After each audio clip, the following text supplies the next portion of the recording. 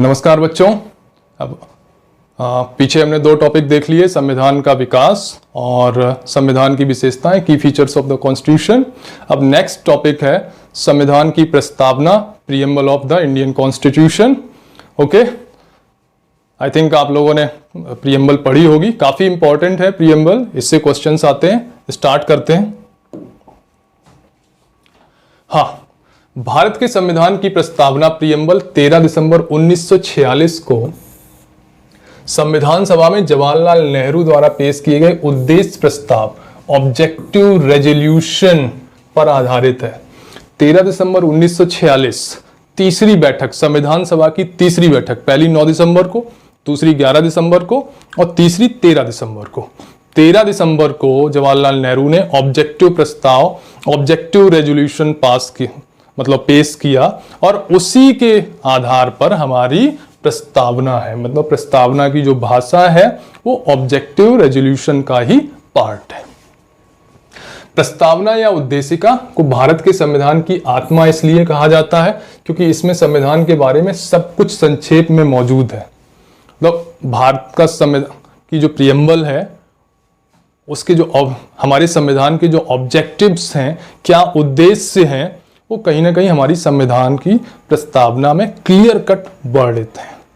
Okay, 26 नवंबर 1949 को अपना लिया गया था और 26 जनवरी 1950 को लागू हो गई थी। हमारा संविधान भी लागू हो गया था और प्रीएम्बल भी तभी से लागू हो गई थी। ओके, आगे बढ़ते हैं।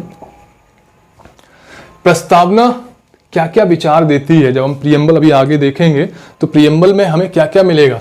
संविधान का स्रोत, सोर्स क्या है हमारे संविधान का। ओके,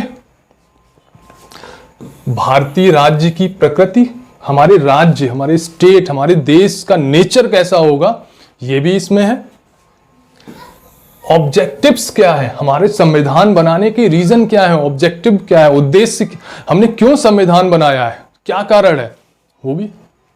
और इसके अपनाने की तिथि और किस तारीख को हमने संविधान को अपनाया, ये भी। ये चार चीजें हमें संविधान की प्रीएम्बल में ही मिल जाएंगी। आगे इंग्लिश और हिंदी मैंने दोनों में ही प्रीएम्बल दे रखी है, आप लोग पढ़ सकते हैं। We the people of India having solemnly resolve to constitute India into a sovereign socialist secular democratic republic and to secure all its citizens justice, social, economic and political liberty of thought, expression, belief, faith and worship। पढ़ने की पूरी जरूरत नहीं, आप देख लीजिए। okay? अब हिंदी की जो है मैं एक बार, हाँ, हमारे संविधान की प्रस्तावना देखिए। हम भारत के लोग, मतलब ये चीज क्या बता रही है, हम भारत के लोग भारत को एक संपूर्ण प्रभुत्व संपन्न समाजवादी पंथ निरपेक्ष लोकतांत्रिक गणराज्य बनाने के लिए तथा इसके समस्त नागरिकों को सामाजिक, आर्थिक और राजनीतिक न्याय, विचार, अभिव्यक्ति, विश्वास, धर्म और उपासना की स्वतंत्रता, प्रतिष्ठा और अवसर की समता प्राप्त कराने के लिए तथा उन सब में व्यक्ति की गर्म और राष्ट्र की एकता तथा अखंडता सुनिश्चित करने वाली बंधुता बढ़ाने के लिए दृढ़ संकल्प होकर अपनी इस संविधान सभा में आज दिनांक 26 नवंबर 1949 ईस्वी को एतद द्वारा इस संविधान को अंगीकृत, अधिनियमित और आत्मार्पित करते हैं। संविधान में कौन कौन से इंपॉर्टेंट वर्ड आए, एक तो हम भारत के लोग, मतलब हम भारत के लोग ये चीज कर रहे हैं। मतलब संविधान को शक्ति कहां से प्राप्त हो रही है, भारत के लोगों से। इसका मतलब क्या है, अंतिम शक्ति जो है, सर्वोच्च शक्ति है, वो भारत की जनता है। संपूर्ण प्रभुत्व संपन्न, ठीक है, सॉवरेन, समाजवादी, सोशलिस्ट, पंथ निरपेक्ष, सेकुलर, लोकतांत्रिक, डेमोक्रेटिक, गणराज्य, रिपब्लिक, ठीक है, सामाजिक, सोशल, आर्थिक, राजनीतिक न्याय, विचार, अभिव्यक्ति, विश्वास, धर्म, उपासना की स्वतंत्रता। ये जो इंपॉर्टेंट वर्ड्स आए हैं, बहुत बार पूछे जाते हैं, ऐसे पूछ लिया जाता है कौन सा शब्द हमारी प्रीएम्बल में नहीं है। ओके, आगे बढ़ते हैं। ठीक है, जो चार पॉइंट हमने देखे थे, संविधान का स्रोत, सोर्स क्या है हमारे संविधान का? हम भारत के लोग भारतीय संविधान की प्रस्तावना के अनुसार संविधान की सर्वोच्च शक्ति भारत की जनता में निहित है। ठीक है, हम भारत के लोग, जो वर्ड आया है ना, मतलब जो अंतिम शक्ति है, सर्वोच्च शक्ति है, वो भारत की जनता है। ये संविधान भारत की जनता की तरफ से बना है। तो हमारे संविधान का सोर्स, स्रोत क्या है, कहां से ये संविधान निकला है? वो भारत की जनता है। आप ध्यान रखिएगा, पूछा जाएगा कि सर्वोच्च शक्ति, भारत की संवैधानिक सर्वोच्च शक्ति किसमें निहित है? तो भारत की जनता में निहित है। राष्ट्रपति, प्रधानमंत्री, संसद, किसी में नहीं, भारत की जनता में। ये क्वेश्चन पूछा जाता है। ओके, भारतीय राज्य की प्रकृति हमारे प्रियम्बल से हमारी क्लियर कट पता चलता है कि हमारा राज्य कैसा होगा। संपूर्ण प्रभुत्व संपन्न, मतलब हम किसी के गुलाम नहीं है, हम अपने निर्णय खुद लेंगे। ठीक है, समाजवादी, सोशलिस्ट, हमारी कोशिश होगी सभी का कल्याण, हमारी कोशिश होगी कि सब मुख्य धारा में लेके आना। पंथ निरपेक्ष, सेकुलर, हम किसी धर्म विशेष को प्रोत्साहित नहीं करेंगे, हमारा सभी धर्मों के साथ समान रूप से हम सभी धर्मों को प्रोत्साहित करेंगे, या हमारा किसी विशेष धर्म के प्रति कोई लगाव नहीं होगा। हम सभी धर्मों को आगे बढ़ाने का प्रयास करेंगे। लोकतांत्रिक, डेमोक्रेटिक, जनता ही सब कुछ है, जनता ही तय करेगी कि कौन प्रधानमंत्री बनेगा, कौन राष्ट्रपति बनेगा, कौन मुख्यमंत्री बनेगा। जनता के हाथ में ही सत्ता की कुंजी है।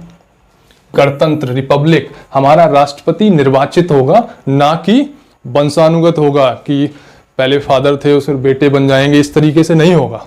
ओके, निर्वाचित होगा, मतलब उसका भी चुनाव किया जाएगा। उद्देश्य, हमारी प्रियम्बल हमारे संविधान के उद्देश्य भी बताती है। क्या उद्देश्य है? स्वतंत्रता, लिबर्टी। ठीक है, हम स्वतंत्र हैं। अब स्वतंत्रता में क्या क्या वर्ड आए थे? विचार, अभिव्यक्ति, विश्वास, धर्म और उपासना। विचार,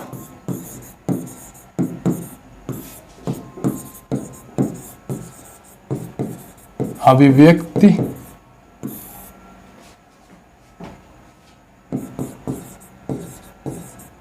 विश्वास, धर्म व उपासना की स्वतंत्रता। ठीक है, इन सब चीजों में स्वतंत्र होंगे तो ये हमारा ऑब्जेक्टिव है, उद्देश्य है। न्याय, सामाजिक, आर्थिक, राजनीतिक न्याय हमारा उद्देश्य है। अच्छा, यहां पर ध्यान रखिएगा, सामाजिक, आर्थिक और राजनीतिक, ये तीनों न्याय की बात हमारी प्रियम्बल में की गई है, लेकिन धार्मिक न्याय की बात नहीं की गई है। नोट करिएगा, क्वेश्चन पूछा जा सकता है कि कौन सा हमारे प्रियम्बल में नहीं है, तो धार्मिक न्याय की बात नहीं है। सामाजिक, आर्थिक, राजनीतिक न्याय की बात है, धार्मिक न्याय की बात नहीं है। ओके, धार्मिक न्याय मैं कट कर दूंगा लिख के, ये नहीं है। ओके, समानता, ये भी अवसर की समानता। ठीक, बंधुत्व, फ्रेटर्निटी, हमारी कोशिश होगी, हमारे संविधान की प्रियम्बल में ही क्लियर कट लिखा हुआ है कि बंधुत्व, हम भाईचारे को बढ़ावा देंगे। तो हमारे स्वतंत्रता, न्याय, समता, बंधुत्व, ये हमारे ऑब्जेक्टिव्स हैं, उद्देश्य हैं, वो हमारे प्रियम्बल में ही पढ़ लेते हैं। आगे बढ़ते हैं। अपनाने की तिथि 26 नवंबर 1949। 26 नवंबर 1949 को हमने इसे अपनाया था।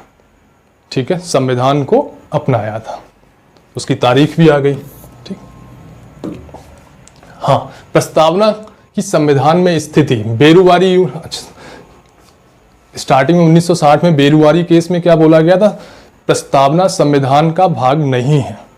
ठीक है, लेकिन 1973 में केशवानंद भारती से क्लियर कट हो गया कि ये संविधान का भाग है और इसको भी संविधान के जो संशोधन करने के तरीके हैं उसके अनुसार चेंज किया जा सकता है, लेकिन चेंज वही होगा जो मूल संरचना को नष्ट ना कर रहा हो। ओके, तो आज की स्थिति क्या है?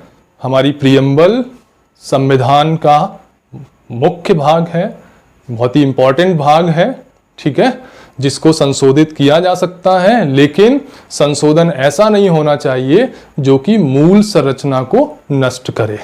ओके, अब एक बार मैं फिर प्रियम्बल पर पहुंचता हूं। इस प्रियम्बल में ये जो दो वर्ड हैं, समाजवादी और पंथ निरपेक्ष, समाजवादी और पंथ निरपेक्ष, ठीक है, और तीसरा वर्ड है अखंडता, इंटीग्रिटी। ये 1976 में 42वें संशोधन से